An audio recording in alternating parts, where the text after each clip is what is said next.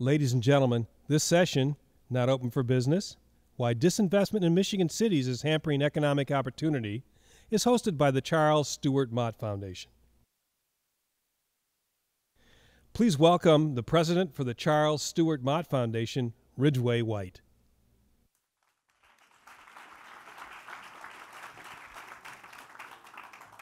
Good morning. So, how many of you want to see Michigan succeed as a turnaround state? Raise your hands. Everybody here, right? You wouldn't be here if you didn't want to see Michigan succeed. How many of you would declare victory when 190 communities in the state of Michigan are economically distressed to the point that they can't provide basic services? Raise your hands. Not so many, right? We've got work to do. We've got work to do in Michigan because Michigan's municipal finance system is broken. We've got work to do because when cities struggle to meet basic services, disasters happen. Disasters like the Flint water crisis, which is the Mott Foundation's hometown. We've got work to do because from 2002 to 2012, Michigan's revenue grew by 29%. But during that same time period, the revenue sharing to municipalities decreased by 56%. Okay? We've got work to do because in order to attract talent to Michigan cities, in order to attract businesses, you have to have talent, right? In order to attract that talent, you have to have investment in public infrastructure, in schools, in parks, etc. So, what I'm excited about today is we've got a panel here that's going to talk about existing revenue streams and how they can be better utilized to focus on Michigan cities. How we can take our Michigan cities and not only work on having them survive, but thrive. The Mott Foundation is pleased to welcome this panel today and pleased to support the Michigan Municipal League in everything they do throughout the year. Please join me in a round of applause in welcoming our first speaker, a person that knows a little bit about local policy and state policy and what it can do to help cities, Congressman Dan Kildee. Please welcome U.S. Representative Dan Kildee. Thank you. Well, first of all, thank you, Ridgway, for the work you do and for the role that Mott has played in this whole question. I'm from Flint, also, born and raised in the hometown that I love. And of course, we all know about the most recent story around Flint, this water crisis. It would be a tragic mistake, though, if somehow the conversation about Flint or the lesson of what the community has gone through in the last few years was relegated to a story about water or about pipes or somehow about a mistake that was made, almost like it was a storm. That would be a mistake. Because the story of Flint is not an anomaly. It seems like an extreme case. It's not an anomaly. Flint and the Flint water crisis is a warning. It's a warning about what happens when we fail to provide the essentials of a civil society in a community of people. If it were just an anomaly, we could organize the resources to fix it and put it on a positive path and move on to some of the other big questions that we face. But the truth is that what happened in Flint was a predictable result of austerity measures that put the community in a place where it was one mistake away from being in crisis. And so as we have organized resources in my hometown around its recovery, one thing we can't accept is this notion that we should get Flint back to where it was before the water crisis. We don't want to be back where we were before the water crisis. That was not a good place. And it was not a good place not because of the decisions that were made locally, although we could always criticize those choices that have been made, but because in this state and really largely across the country, we have abdicated our responsibility for the quality in these older communities, especially older industrial communities. We have a broken municipal finance system. We don't provide the basic elements of a civil society. So think about what we have lost in not just Flint, but in Saginaw, in other places, in Youngstown, Ohio, and Gary, Indiana. We need a national conversation, but especially a state conversation, about what it takes to ensure that people living in any community have the basic elements of a civil society. Police services, fire services, parks that are mowed and maintained, roads, water systems. We are dead last in this state in providing direct support to cities. There is a consequence to that decision. And the consequence is not just felt by the people who live in those places.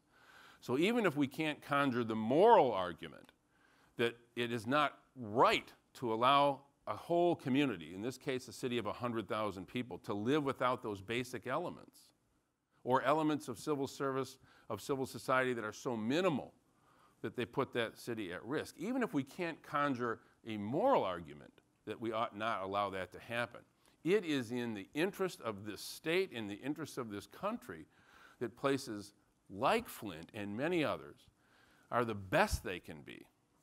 And that starts by making sure that we're not dead last when it comes to supporting the essentials of a civil society. It is incumbent on policymakers to accept this reality and to do something about it. And the panel that has been assembled today can get into that and get specific about what we need to do to ensure that we don't put another community in the position where it's one error, one mistake away from being in the crisis that Flint has just experienced. Flint is not an anomaly. Flint's a warning. Thank you.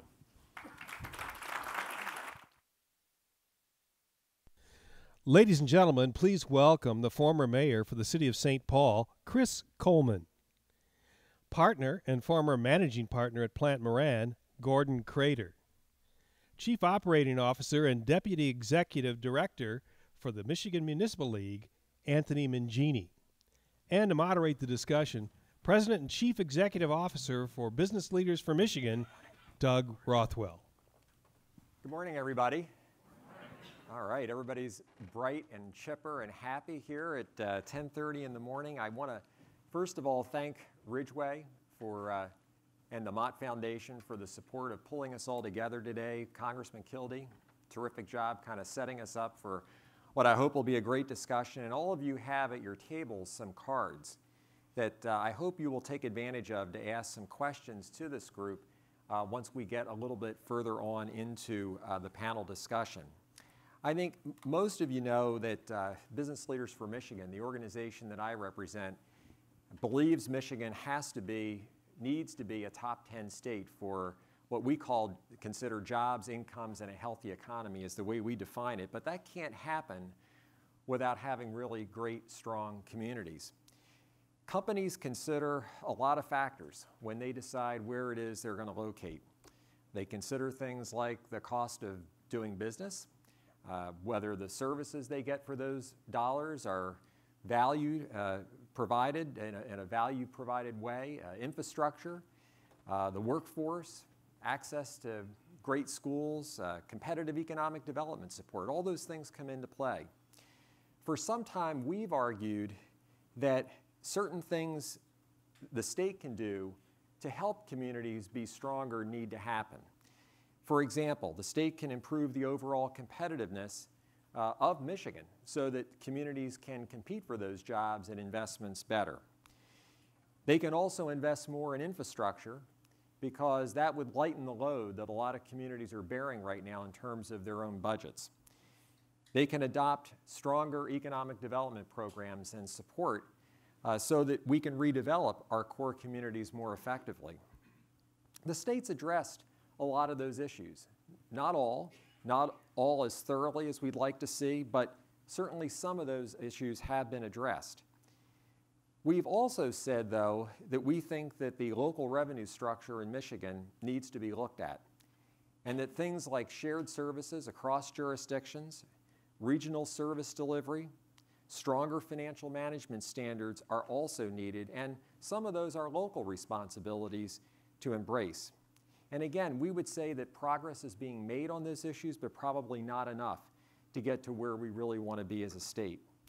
So like the folks on this panel today, we want a prosperous state. We also want vibrant communities.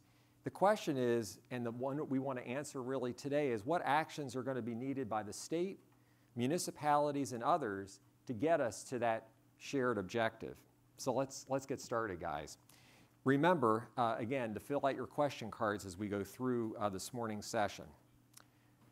Tony, what's happening, as the Congressman said just a minute ago, that happened in Flint is really happening in a lot of communities across the state. Tell us why we, the folks that are primarily up here today from the business community and others that are maybe not running municipalities on a day-to-day basis, why should we all care about this issue? Thanks. I'd be happy to do that. I got a little presentation too I'll go through, but at the end of the day, the sort of the common denominator to all things, whether it's where businesses locate, where people live, good schools, is strong places, strong communities. And if we don't have that, we're going to continue to struggle as a state. So that's something that we think is worthy of a lot of conversation. Is this working? And so when we talk about this stuff and we say how important this is to have these strong places, and think about what just happened with Amazon. We didn't lose Amazon because we didn't have good tax structure or we didn't provide enough tax cuts. We put $4 billion on the table and they said, no thanks. And they said no thanks pretty easily.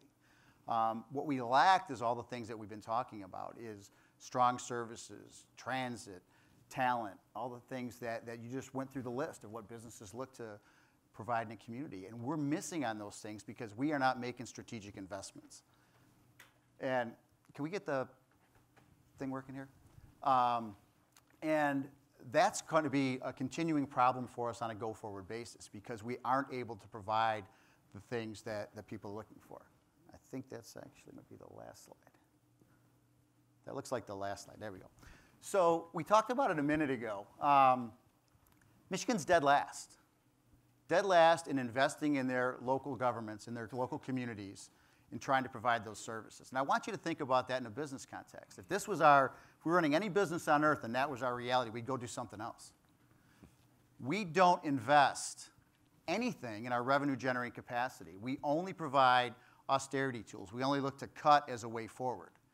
And again, no business would survive if the only way they try to make their business work is we're going to cut costs, cut costs, cut costs. We're not going to invest in R&D. We're not going to invest in our revenue generating capacity. You'd fail. But that's the exact scenario we've created for local government. So we're challenging us to think differently about that. If we want to run it like a business, that has to be all-encompassing, not just in saying let's look at efficiencies and let's look at ways to do things more effectively. Absolutely, that's part of the conversation we need to have. But it needs to be the full conversation and in treating things like we would if this was our business and we were doing this for our own well-being. One of the things that we're seeing, because we don't offer the kinds of service, the type of experience that we know people are looking for, a lot of our recent college grads are choosing to go and find those opportunities elsewhere. So we maintain a robust university system here in Michigan, and we're losing a good chunk of our graduates, somewhere between 30 and 40%, depending on the stats that you look at. That's a huge investment we're making on one end to provide that university experience here in Michigan, but then we're losing some of the best and brightest to other places. We can fix that by making those types of investments that we know they're looking for. We've done some surveying recently, and when you ask folks, where do you want to see the dollars you're already paying in taxes? We're not talking about new taxes, but where would you want to spend those dollars? Where do you think you're going to get the most bang for the buck? It's overwhelming. 86% of people say, I don't want the money kept in Lansing. I want to see that driven locally. Those are the services that I look to. Those are the services that matter most to me, whether it's a business or whether it's a resident. That's where we want to see that, and that's where we got to start thinking differently. If we can make that work, the residual benefits get all ships rising anyway. As it stands right now, the state's kept over $8 billion of money that should have flowed down to local government in the form of revenue sharing. It's about $600 million a year. That's real money. Detroit was like $1 billion. Flint, I think, was like $60 million. these are dollars that would have been invested locally to help, again, drive that local services, which helps the ultimate revenue generating capacity. Congressman Kildee said it a minute ago. Flint doesn't want to get back to where they were. Flint needs to sustain itself by itself, which means we've got to invest in its ability to generate those revenues. And that's going to require us to think differently. They can't cut their way out of this. And so we are launching here at the conference something we've been actually talking for the last couple of years, Save My City. It's not just about cities, though. It's really about all local governments because we're all playing under those same rules. We're all struggling with the same things, whether you're a township, you're a county, or cities. We got to think differently about the strategic importance of investing in those places as a way forward because our economy cannot sustain itself if we don't have the types of places that are going to be able to attract businesses and talent that we all need to be a prosperous Michigan. So. All right, Tony, thanks so much. Chris, welcome to Michigan. Thank you. Feels just like Minnesota. Well, and it's cold. It's no, it's a beautiful day outside today. So you were mayor for 12 years, long time. Saw a lot of change in St. Paul during that time that you led, but also things that I'm sure the state did that helped you make those accomplishments as well. Can you tell us a little bit about that story and more specifically maybe what the state's role was in that success? Well, let me start off and talk a little bit about what the business community's role was in leading that success. When I came into office, we had a structural budget problem. We had challenges meeting just kind of basic needs and services. And so I put together a blue ribbon commission of business leaders and said, you know, we talk about running government like a business. Show me what this looks like. Understand my budget. Take a look at where I could cut. Take a look at, and so we had 5 Fortune 500 CEOs looking at this budget, and they said, you know what you need to do? And I said, what's that? You need to raise taxes, and you need to raise them a lot. And I said, I'm glad to hear that so just having them kind of really understand what a budget of a city looks like and where the resources are coming from is important. But then putting a plan together about vitality and how do you create a kind of community where businesses want to locate and where they want to expand and where they want to stay. And that meant that the state had to be a part of that. We do have local government aid, but it has been cut significantly over the years. Small, bite back every once in a while, but then, it doesn't keep up with inflation. We've had state bonding projects that have been absolutely critical to helping expand our arts center, helping us build a minor league ballpark that's been really incredibly a huge part of activating our downtown. Building a light rail system that connected downtown Minneapolis and downtown St. Paul that spurred economic development, including a $250 million privately financed soccer stadium along that line. And so all of these investments have created this vibrancy that we hadn't seen in St. Paul for a long time. A lot of the investment had been going over to Minneapolis. Minneapolis has been doing relatively well. It's a really strong economy. But St. Paul is now starting to see that because we've invested in public places and public spaces. And we've done it with a partnership with the state. One of the things, when I left office in January, there was an editorial in our local paper, and it said, it was a nice editorial. It gave me kudos for some of the things that I had done. But it said the one criticism they had was, while he's focused in on vitality, he didn't really have a job strategy until the last couple of years. And I said, well, you kind of missed the point. Everything that we did to create vitality in downtown St. Paul was my job strategy. And now that we have created that vitality, we're starting to see companies come in. We're starting to see young entrepreneurs that want to be a part of the tech scene in downtown because they want to live there, they want to work there, and they want to play there. And they want to ultimately raise their families there. So those investments are what has fueled a leap in growth in the city of St. Paul. That's great. I look forward to talking more about it here just in a few minutes. So Gordon, running a big national accounting firm, you've done some things that really make a difference for our region, especially some of your recent moves into Detroit. Talk about why it is, or what you think people are looking for, the folks that work for you. What are they looking for in a company and where that company is located? Well, Doug, first of all, let me say I really like your stylish glasses. So. I didn't get the memo. It's probably funny for an accountant to say, but really place is a big part of what's, maybe like the mayor said,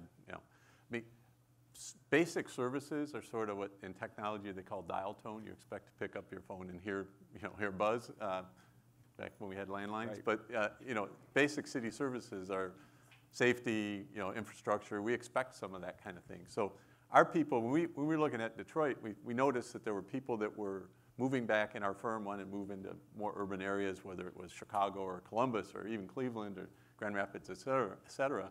But Detroit, this was like 5, 6 years ago. We weren't quite sure yet. Today it's sort of, if you look back and say, well, of course they wanted, but it wasn't quite that. So we looked at it, but they wanted an experience. They wanted places they could live. They wanted places that, there were Greenland, parks, all those kinds of things. And I'd say my whole life, Detroit was on a downward trend, quite frankly. And it's fun to see that it's bounced and the trend is positive. And I think trend is really important in businesses looking to locate that. They're going to look at what area has a positive trend. And it doesn't have to be perfect, and clearly Detroit's not perfect, but there is a positive trend that wasn't there before. And so we actually rented space before we knew who was going to go there.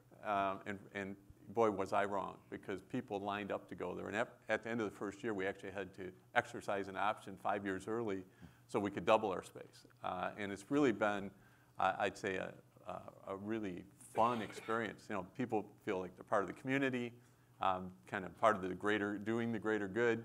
But any business, and I think different businesses have different needs, but any business, one common thing they have is they need talent. And for us, it was about where can we attract talent. And people right now want to go to the communities that we're in, and we're looking for the kinds of things where talent will go. Like Tony said, people are, too many college graduates are leaving the area. We wanted a place where they'd want to be. And so that's really turned out to be, we had some clients that said, we'd like you down here. We had and there's going to be a lot more business if you do. But really it was about, we can attract some of the people that wanted to go to an urban setting, and they didn't have to go to Chicago or somewhere else. They could come to Detroit and do that. And I'd say, net, that has really been good for business for us, quite frankly. That's great. What a great success story. Yeah. I got to be nice to Gordon, because Gordon's our auditor. So you want to make sure the auditor feels good about you, too. So Tony, I'm going to come back to you for a second here. So we've talked about, and look, a lot of this comes back to money, right? We're talking around the issue a little bit, but it's about the money issue and the investment or not in getting invested in these communities. But I think what you hear sometimes from business people, at least, is would we set up the governance system that we have in Michigan today from scratch if we were, starting it all over again? We have a lot of governments in Michigan, and therefore it begs the question of, should we be having more shared services? Should there be more consolidation of services, if not governments themselves even? We have more than most states do. So the question for you really is, do you think we need to link these issues together of a broken financial model, perhaps at the state level, with looking at whether or not there needs to be a different either structure or at least maybe a greater push towards a different service model as well? Yeah, I'd like to think we wouldn't do anything the same if we start on either side of it. But I think sometimes there's a little bit of an easy go-to, is we're going to just, efficiencies are going to fix this. I don't think there's a desire to have every community have this homogeneous set of services, number one. So I think you got to weigh that. I think a lot of people don't realize there are literally thousands of examples of cooperative service delivery that already exist, whether that's water and sewer, fire authorities. Where those things make sense, generally folks take the opportunity to do those things. What's left on the table right now is not transformational, though. It's going to be incremental. So let's just pick a number, 10%, 20%. That's not what our problem is. What the problem, the underlying problem really is that the system we built doesn't track with the economy. So we talk about all the great things, even in Detroit. Detroit's fortunate they can benefit because they have an income tax. If they didn't have an income tax, everything that happened down there would be basically meaningless right now. They wouldn't be benefiting at all. And we got to link these two things up. How do you link a revenue system with that? And always you should be looking at the most effective way of delivering those services as a part of that equation. And I think that's what you got to think about, is sort of an all-encompassing thing. That would include things like OPEB and other things that we've talked about and we continue to talk about. All that's fair game, I think, in this conversation. Chris, so if you look at the Minnesota model, I don't know how much you know about how Michigan's structure works, but at least in terms of how Minnesota works, what is the financial model there as it relates to local revenue funding? And whatever you do know about Michigan, are there any differences that we should be aware of? Well, one key difference that I am aware of is you have about the same amount of local government aid going back into your cities as we do in the state of Minnesota, and yet you have twice the population. And so we're woefully underfunded. Every mayor in the state of Minnesota will tell you that. As a matter of fact, reporters up at the Capitol say, if you mention the word local government aid one more time, and I said, well, that's what I'm here for. I'm here to get support for our cities. But you're woefully under investing in your cities, from what I can tell. We have a combination of property taxes. We have a local revenue sharing model called fiscal disparities. The regional growth, part of that is captured and then redistributed to areas of the region that are not seeing the growth. I think that's one of the reasons why we don't have any particular areas of our region that are really impoverished. We have poverty, we certainly have if but we don't see it the same way that we see in other communities. But the reality of it is, without more support from the state, we can't do what we need to do. If we just take the money that we collect in property taxes in the city of St. Paul that go to government services, we wouldn't even be able to pay for our police department. And so that those other revenue sources from the state and other wherever we can get them become increasingly important. And so the challenge is saying, get out of this mindset that cities are the enemy. And you hear this all the time. The cities are the growth engines. Cities are the reason why people, invest in your communities, why they form businesses.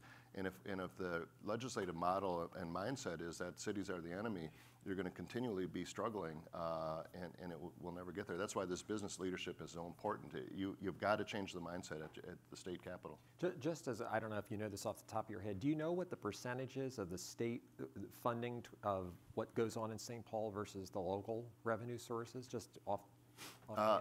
It's about, the state funding we get is about $70 million, which is $50 million less than it would be if we had continued with inflation. Right. Our local government property tax revenue is about $120 million. Okay. I was very popular. The last thing I did, my official last act was to raise property taxes 25% last year. That's not why I didn't run. Right. He's no longer mayor.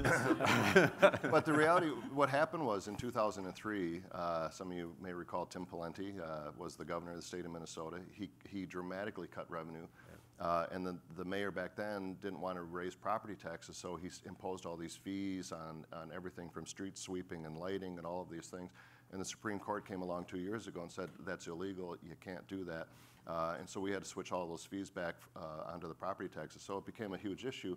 But at the end of the day, people want services. They want police officers. They want firefighters and ambulances to show up in enough time to save their house or their life. So the state makes up about 35% of your total revenue then, on an annual basis. Just relative to the local government aid. But right. there are other obviously, sure. These cost shifts and but this gives you a benchmark, I think, in terms of Michigan at least. Yeah. Gordon, you do a lot of work around the country, see a lot of other cities. I mean, what would you like to see done here that you see in other places that you think we could replicate? Doug, I heard a speaker recently. He was talking about land and things like that. He said, he asked the crowd, he said, so what's the single most important invention in the history of mankind? And people said the steam engine, the internet, he said it's the city. Because if you think about it, first it was safety, then it was gathering spot, then it was innovation, then it was none of these inventions didn't happen in a cave or on a farm. They happen in cities. And so, and kind of how your city goes is a little bit how your life goes in terms of your family, your religion, your community, and all those other things are oftentimes wrapped into your city. And so, one of the things, Doug, that we look at is where is the private money going? Because public money only lasts so long. And so to have a model where we look for where there's a model where there is enough public money that will incubate public-private partnerships. Because when the private money's there, it's there. We kind of figure that city or that area is there for good. If it's just public money, that runs out at some point in time. And so we look at that. But things that are important, obviously, as you look around the world, I mean, I know it's political football right now, but public transportation, clearly important. Placemaking, clearly important. Education or access to talent, critically important in terms. And like Tony said, we have one of the best higher ed systems in the country. I mean, there's only a couple states or a few states that have what we have, and yet we have to have the infrastructure behind that to allow people to want to be here and stay here. So that's the kind of things we're looking at. Thanks. Tony, you represent, the MML does, not just the big cities in Michigan. You represent all cities in Michigan. There's a lot of cities in Michigan and rural Michigan particularly that are also having some real struggles, many times for different reasons than the larger cities are. I mean, what's your sense or what's your reaction to what needs to be done that would maybe benefit those places as well that are particularly seeing declining population and a lot of the best folks leaving to even go to the bigger cities within the state itself?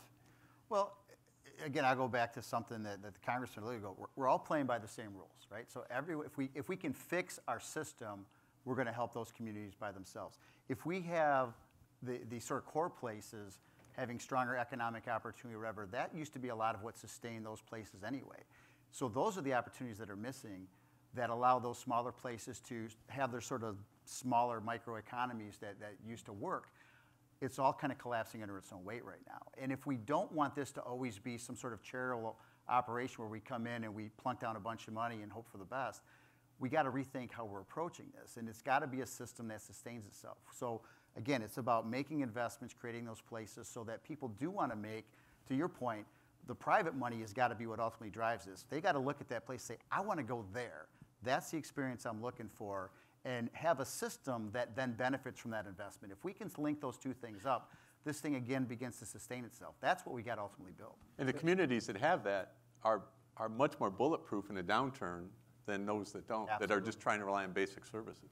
So if Tony and Chris maybe weigh in here too, I mean, if you were designing what a new finance system looked like, what would it look like? Job one, first of all, it's got to track with the economy. We've built a system in Michigan that has unlimited downward mobility. So when we just went through the recession, we saw communities fall off the cliff. It's now locked in at inflation or 5%. There's not a business on earth that could survive if I cut your revenues by half and there's no opportunity to go back to where you were. There's no riding the storm out. The cavalry's not coming. We can't have a system that does that. So that'd be the very first thing I would do. The second thing is, and it goes back to what the mayor said a second ago, you got to look to the state and say, where do you invest the dollars? You're getting all these dollars in a variety of sources.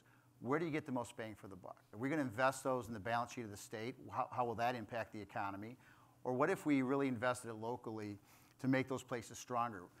If our premise is correct and that incents private investment, then again, all ships rise in that model. What we have right now is the state's doing fine and the cities and local communities are really struggling.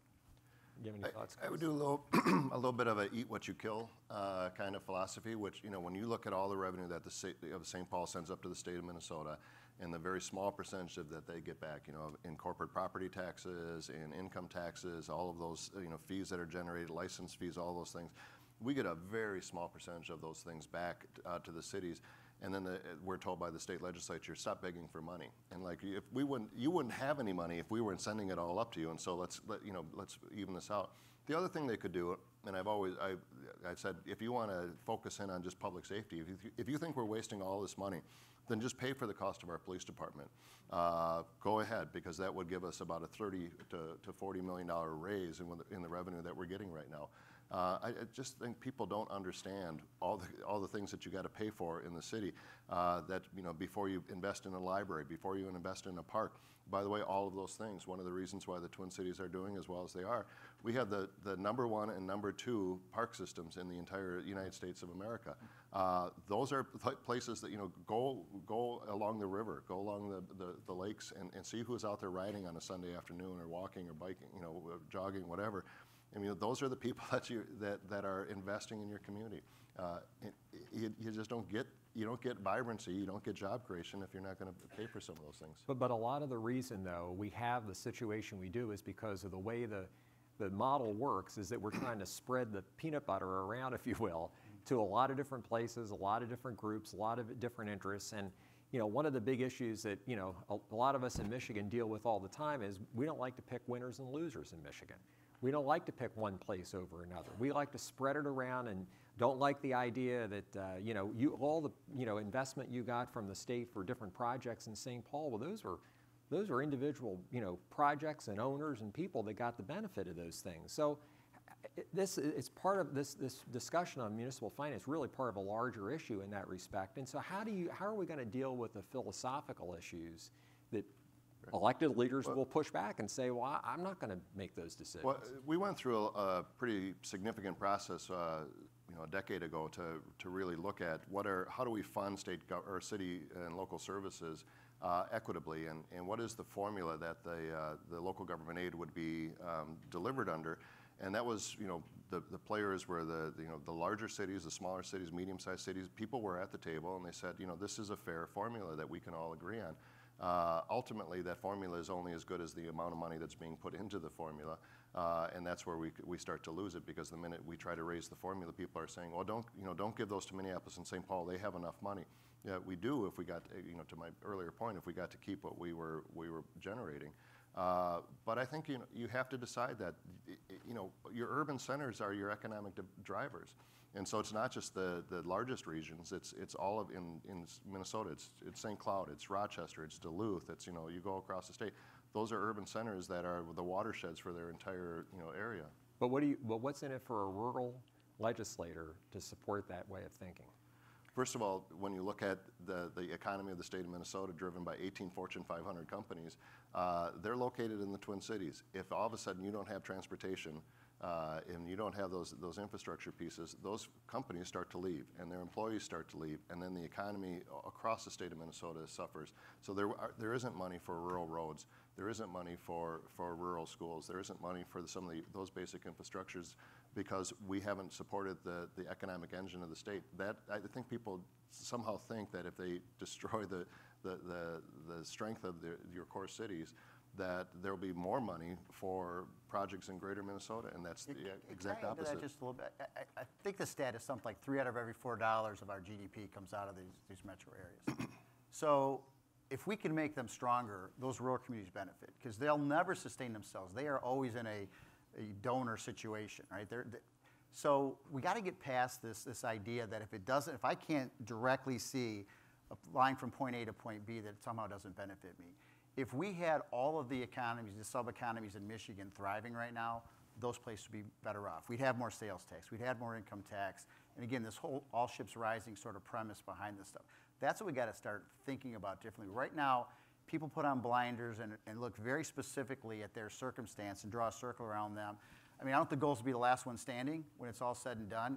Congratulations, I guess. But if we could get everyone to sort of work together on this thing, I think we have a much stronger, much healthier Michigan. And by the way, this I think is a national issue as well. You look at the amount of the GDP that comes out of the city of New York, and then Congress sits there and says, "No offense, Congressman, I'm sure you're not one of them," but say, well, we're not going to give money to New York. Why should we support what's happening in New York? Because if you don't, there's no money to build the freeways across the United States of America. So we have a very specific issue that would, if fixed, would help a lot of communities in Michigan, which is infrastructure, right?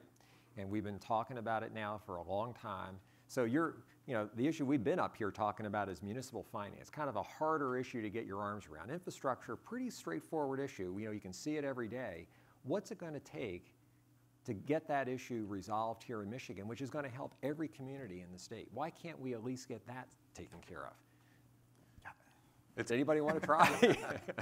I don't know. Honestly, it's going to take money, and nobody wants to say where it comes from. But I've been part of running a business for a long time, and you can't cut your way to profitability. You got to do something on the revenue side of things, and whether it's tax. Michigan had the double whammy with the tax limitations and the reduced state shared revenue, so that was the impact. But it's going to take, that old saying, it takes money to make money. That's exactly what's going to have to happen around infrastructure. Again, I don't want to get into the politics of it and who's for and who's against, but it's kind of ridiculous when you think about even this area. If you look at Chicago, which is another big market that we practice in. Chicago, you know what they call themselves? Chicagoland. And so all the communities around Chicago are part of Chicago. Detroit, it's Detroit. It's the suburbs, until we change that and kind of think about infrastructure differently and kind of as a region. And again, I'm not saying one way or another on this political football, but until we won't get there, because to say we don't need some sort of regional transportation or mass transportation. I mean, I don't think anybody can really believe that. We do need something. We just got to figure out what's fair, equitable, and most economical to make it happen.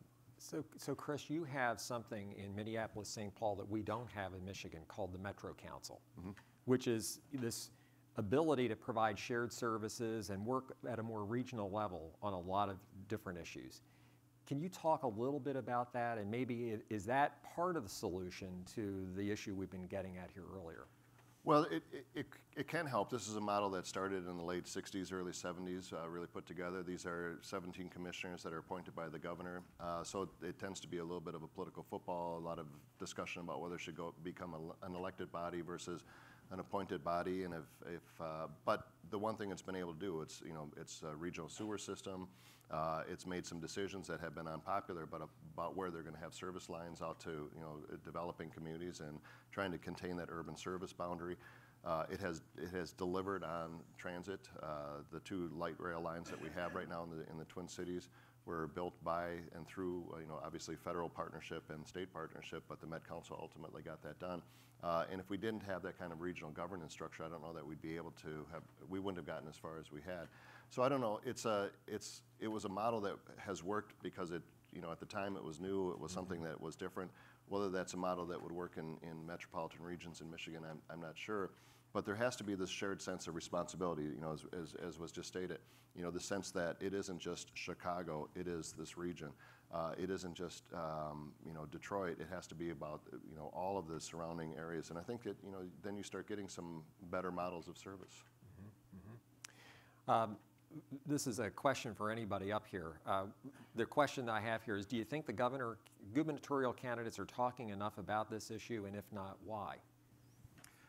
No. Shocking. And they should be, because you know what? This is one of those few issues that I don't think is a partisan issue. I don't know anyone that would make an argument that we shouldn't have strong communities, great places, and a strong economy in Michigan. And so I think this is something that resonates regardless, irrespective of your politics, and something that we should all be getting behind, because without it, the one thing is certain, we're going to fail. There's no way we're going to have a prosperous Michigan if all of your cities, one by one, are falling over the cliff. And so I do think it's something that should be central to all of their platforms, and they can spin it in the way that makes sense to them. But this is about strategic investments. It's not about raising taxes. This is about driving our economic engine. And we got to think of it that way. And I think if we do that, it's something that makes sense for all of them to talk about. Anybody else? Well, I can't say, whether we have a governor's race in Minnesota right now. It's not, we're talking about a lot of things, but there's not enough of that discussion. I think it should be required reading to read If Mayors Ruled the World, and some of these other books about what happens when cities are thriving and what that means to the rest of your economy. How much do you think that people are not talking about this issue as much? How much do you think it's based on the racial composition of who's in cities? Question from our audience. I think race permeates every discussion that we have in this country. And so, whether you can draw a direct line to it or not, but there is some sense of us versus them mentality, and they're not taking care of responsibility for themselves. Like I say, I think race permeates every conversation, so it certainly would be part of this one. Any other thoughts? It's sad, but probably true.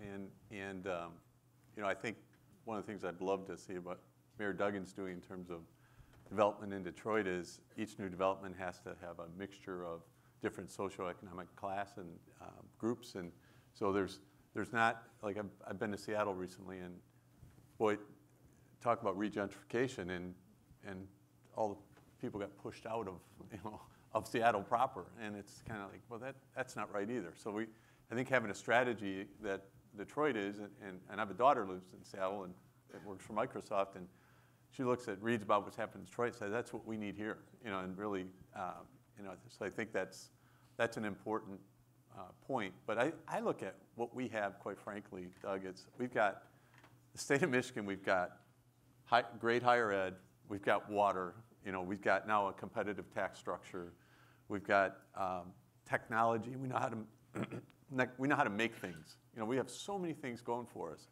What we don't have is a concerted effort to make our cities great. And the economic model for that is, I've heard you say it a million times, it's broken. And without that, People have choices. I mean, we can go where we want. Businesses can go where they want. Talent goes where they want. Most times, businesses following the talent. And if we don't do that, it will have a severe impact on Michigan. And I don't care if you're in the city.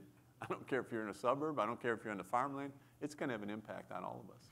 Can I just add, I think this is an important point. You know, this isn't about just creating like these, you know, hip urban centers with microbreweries on every block and all those things.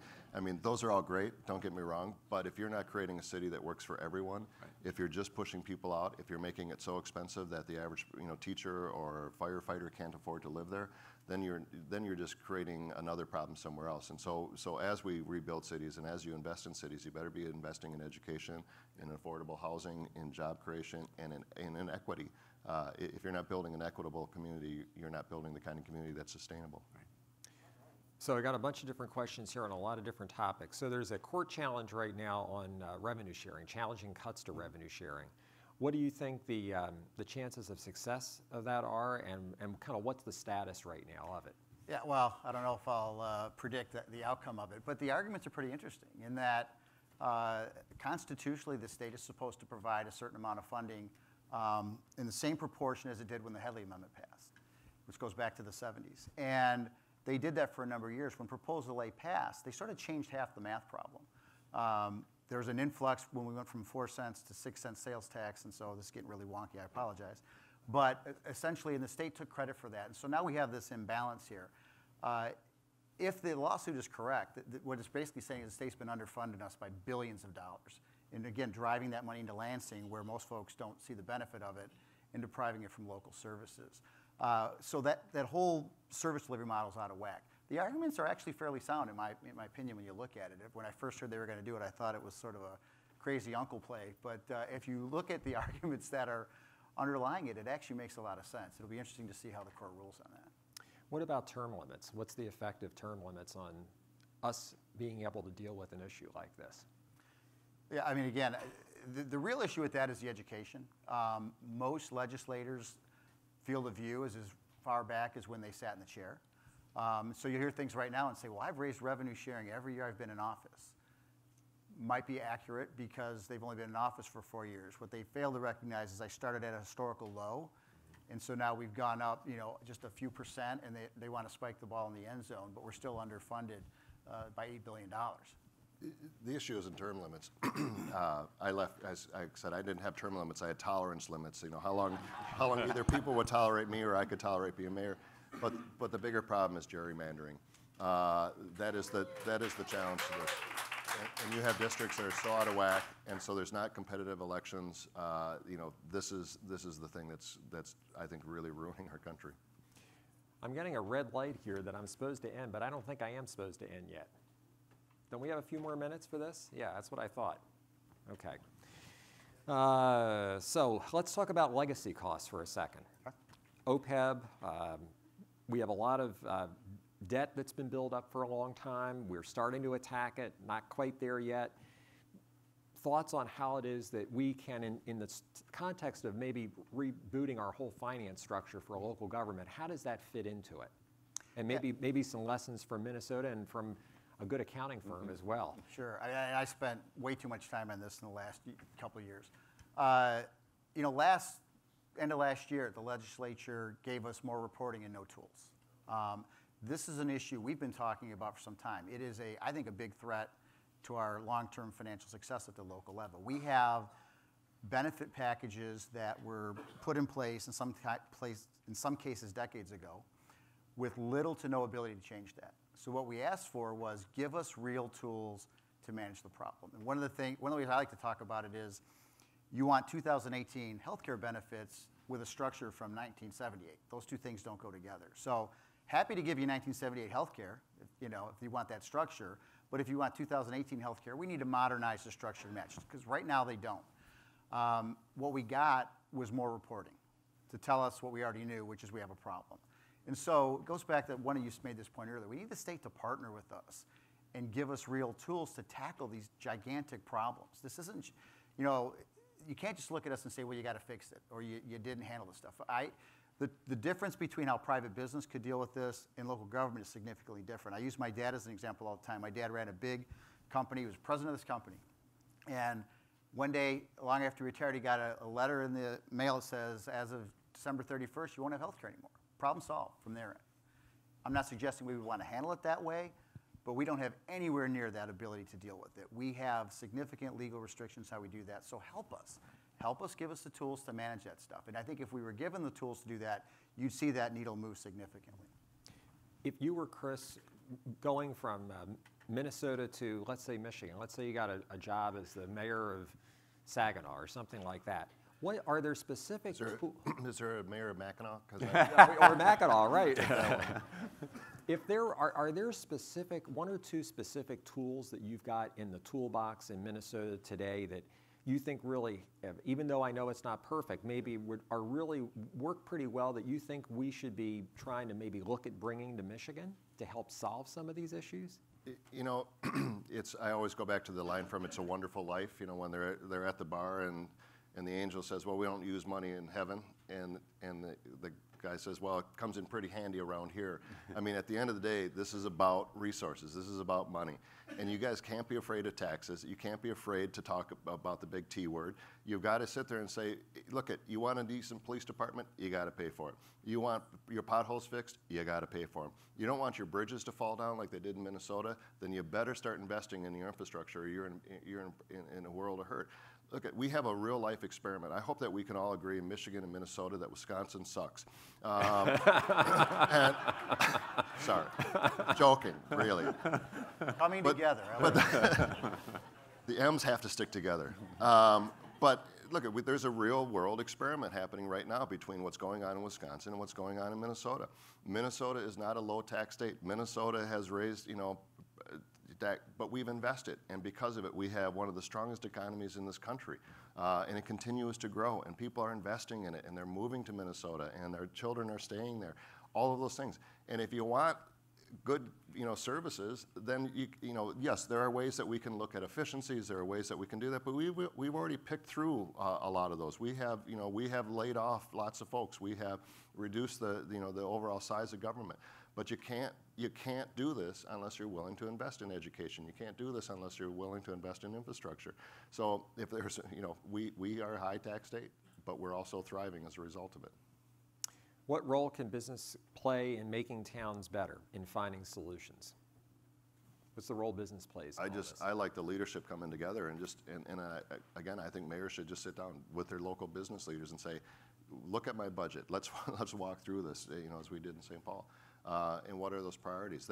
We've had such a great business partner. We have a group called the Itasca Partnership that has been the business community coming together about, you know, how do we generate growth in this region. We have the Greater MSP, which is a Regional Economic Development Alliance, where Fortune 500 CEOs are sitting on this. Like, business has to be at the table in these questions. They have to be leading the conversation along with us, but they also have to be willing to understand the complexities of state government and how and local government, and how that is not necessarily the same as a business. I just want to jump in there, because I agree that leadership's probably the key thing, because we can't get this done by ourselves, and we all got to come to the table and say, what makes sense? Where are those areas of common interest where it makes sense to think about things differently? And I think if we can do that, then we have an opportunity to really move the needle. Just to be clear, though, I mean, we got a couple cards here from folks in the audience. You are not, Tony, explicitly calling for a tax increase as much as a rethinking of the way resources are currently being deployed in Michigan right now. Chris, I hear you saying a little bit, you need to be prepared to talk about the T word. Gordon's probably sitting in between somewhere saying, well, depends what it is. I mean, what's your, just let's make sure you're clear, I guess, on where you stand on the T word as it regulates. Yeah, I mean, if I had to put it on a continuum, right, I would say absolutely first job is, if there's not one more dollar goes in the system, where do you get the most bang for the buck? Where do you invest the resources that we have right now? Because I think we're investing them in the wrong places. My next question would be, where does it make sense to make strategic investments? I would sign up to put more money into roads right now. Out of my pocket, I'll get my checkbook out. And I think most people would, but somehow when it gets to Lansing, everyone runs and hides from it because, again, it's a tax. Well, you know what? That would be a really strong strategic investment in my mind. I think transit is one of those opportunities as well. It may not be politically popular where you happen to sit at that moment in time, but if you stood back and you took a more global view of this, I think there's an opportunity to do that. And that's where I think you could have a real dialogue. If everyone didn't run to a rhetoric-based conversation. We said, let's actually sit down and do the math. Where does it make sense to do this kind of stuff? I think we could get home in this pretty easily. Yeah, I think cost of doing business clearly is important to businesses, but in terms of major incentives, I mean, that's not why we go somewhere is for major incentives. We go somewhere, where can we get the best talent? I mean, that really is the key. And so, I mean, you have big companies, Foxconn in that Wisconsin state, or Amazon headquarters, whatever, that they're looking at what kind of package you put together. But it's kind of to your point, it's more than the package you put together. It's can I get the talent? And I think that, whether it's more taxes, I don't think many businesses are afraid of some more taxes, as long as it's spent wisely and properly in the way that is going to make place, not on legacy costs and things like that. I think that that's really not the big concern. And again, cost of doing business, while it's not unimportant, it's not as important as the things it's going to take to make us stronger to be able to attract talent. If you do any polling, and if you ask the question, do you want to raise taxes, of course the answer is always no. If you say, are you willing to pay more for police services? The answer is overwhelmingly yes. Do you want to pay more for parks and libraries? Yes, yes. I mean, so if you go down, people are willing to pay for that if they sense that they're getting value for that, and there's a direct correlation. The problem is, and particularly, and this I think the challenge, that when all your money goes to the state and you don't see the direct benefit of that, it gets a little muddled and people don't understand why they're paying so much in taxes and not seeing the benefits of that. On the other hand, on local government, you put money into, you can see that new library building going up. Right. They go, I didn't necessarily want to pay. We went out, when I had to raise taxes 25% this last year, we went out and we explained what was going on. We explained the history of this. We explained why, and we said, okay, so we have to make choices. I can pretend like this problem doesn't exist, or I can cut taxes 25% or revenue to the city by 25%. But here's the real world consequences of that. 50 less firefighters, 50 less police officers, whatever that is. And all of a sudden people said, nope, that's not what we want. We get what the problem is. People understand this, but you got to be patient and work through the equation with them. Well, I mean, and we had that issue actually a couple years ago with the proposal to fund infrastructure. It was kind of like, we called it, a triple bank shot. We were trying to do too many things, and as a result, it went down. But to your point, if it were maybe targeted and specific, we may have gotten the support to be able to get it done. So another question is, which is a big issue in Michigan and probably everywhere, is getting people to actually want to run for a local office and to provide some of the leadership that communities need. And a lot of folks don't have the time. They don't feel like they have the time, at least, to do it. I mean, what are your thoughts in terms of recruiting more people, qualified people, to run for public office these days, particularly at the local level? It's a thankless job in so many ways, but it's also the most rewarding job I've ever had in my life and ever will have. The ability to impact your community, the ability to actually get things done. Local politics tends to, generate people that are just mad about, they're mad because, they had a problem with this thing, or their sewer system didn't work, or whatever. But I think when people really understand the power of local politics, it gets pretty exciting. And this is not a great environment right now for anybody to run for office. You're under scrutiny. You don't get paid very much to do it. But we need to elevate it in terms of what you can accomplish, and that's ultimately the most important thing. Other thoughts? I think when there's a sense of community, people are more likely to do it. When it's just, a decline, or just a city or just a town versus your community, you'll get different people that want to participate in that. So we only have a few minutes left. Let me give each of you just a real quick minute, if you would, on parting thoughts, closing thoughts before we wrap up the session. Okay, I'll go first. Again, if I could just say one thing, we've got to create a system that tracks with the economy that allows sort of all ships to rise. We can't cut our way out of this. We got to look at those efficiencies, and all those things are part of the equation. But this is about building a structure that will sustain itself, that allows for investment where it makes sense, and allows communities to be self-sustaining. We don't want to be where we're going in and having to, rescue people from this thing. We got to build a system that will support itself. And I think if we can do that, we're going to see a much more vibrant Michigan at all sectors. Great. Gordon? I'd agree with getting the funding part of it right. But again, I wouldn't underemphasize placemaking. And it takes funding for placemaking. And again, it is such a big deal, especially to young people today. It's not necessarily the brewery in every corner, but parks and, I want to connect have areas where I can go from one desirable place to another without feeling like my life is in danger. And I think that's important in communities, and that we really look at that differently and get past, try to get funding enough to get past that. Because without that, I mean, we employ 1,300 people in Michigan, and we won't unless cities get fixed. We won't be able to attract the caliber and the quality of people we're going to need without that. So it really is about that. Chris? Well, I would continue to expand on that point. This is about attracting talent. It's about keeping businesses thriving in your communities. But at the end of the day, this isn't about large cities versus small cities or medium-sized cities. This is all cities, and you need to understand a plan or put together a plan that not only benefits Detroit or Flint, but also benefits your smaller communities. So if that's rural broadband, if that's infrastructure, transportation systems don't have to come in, billion-dollar light rail systems. They can come in just, localized service so that someone can stay in their home, get to a grocery store, go to church, any of those things. And so looking at each individual, community's needs and supporting that and allowing them to build a framework for success, that's going to be defined as many ways as there are cities in Michigan. But we got to get out of this mindset that large cities are sucking all of the money and the resources away from these rural communities. It's not true, and as long as there's continuing that mindset, you're going to continue to fight this battle. Terrific. You guys did a terrific job. Let's give them a round of applause. Thank you. Mayor, great job.